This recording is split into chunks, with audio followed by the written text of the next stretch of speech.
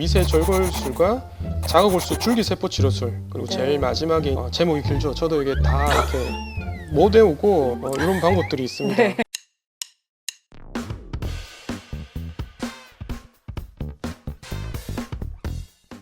크게 이제 관절염 상태에 따라서 다음과 같이 분류할 수 있는데, 간략하게 하면 이제 관절경 수술과 연골 성형술, 그리고 교정 절골 수술과 가장 마지막에 선택하는 이제 인공관절 치환 수술로 분류를 할 수 있습니다.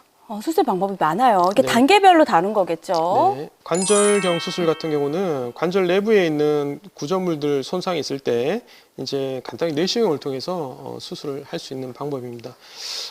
이 환자분 같은 경우는 이제 내측 바늘상 영월판에 파열이 있어서 바늘상 영월판 부분 절제 수술을 시행한 환자분이고, 이렇게 영월판 파열로 인해서 통증이라든지 부종, 그리고 잠김 현상이라는 것은 이제 순간적으로 무릎을 구부리고 펴고 할 때 구부려지거나 펴지지 않을 때, 그런 걸 저희가 잠김 현상이라고 하는데, 그러한 증상들이 있을 때는 이렇게 수술을 할 수 있습니다. 이렇게 수술하게 되면 흉터도 적고 상처 부위가 작기 때문에 이제 훨씬 회복도 빠르고 한 장점이 있는 반면에, 단점은 관절 내시경 같은 경우는 연골판이라든지 일부 수술 저응증이 되는 환자분을 제외하고는 관절염에 대해서는 사실 수술 방법으로 제약이 많습니다. 연골 성형수술 같은 경우는 크게 미세 절골술과 자가골수 줄기세포 치료술, 그리고 제일 마지막에 제목이 길죠. 저도 이게 다 이렇게 못 외우고 이런 방법들이 있습니다. 먼저 미세 절골 수술 같은 경우는 연골하고 골에 일부러 출혈을 일으켜서 관절 연골의 재형성을 촉진하는 방법입니다. 이렇게 하는 이유는 우리 골수 안에는 보면 여러 가지 그 연골을 비롯한 여러 가지 그로 분할할 수 있는 가능성을 지닌 세포들이 있습니다. 그래서 이제 절골 수술 후에 골수에 있는 그런 세포들이 바깥으로 나옴으로써 이제 연골로 분화될 것을 촉진할 수 있고, 자가 골수 줄기세포 치료술은 이제 본인 거를 쉽게 설명하면 사용하는 거고, 그 밑에 있는 거는 이제 상품으로 남아 있는 거를 사용하는 겁니다.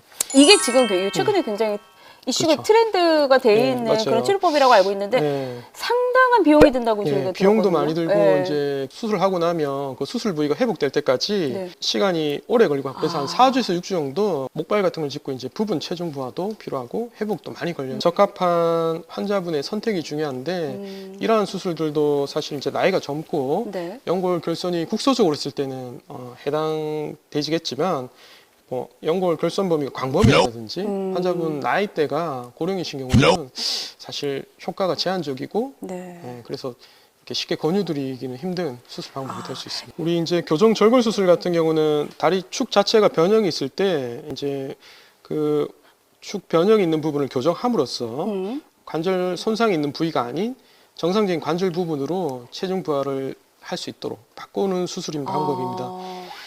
이거 역시 자기 관절을 보존할 수 있는 장점이 있고요.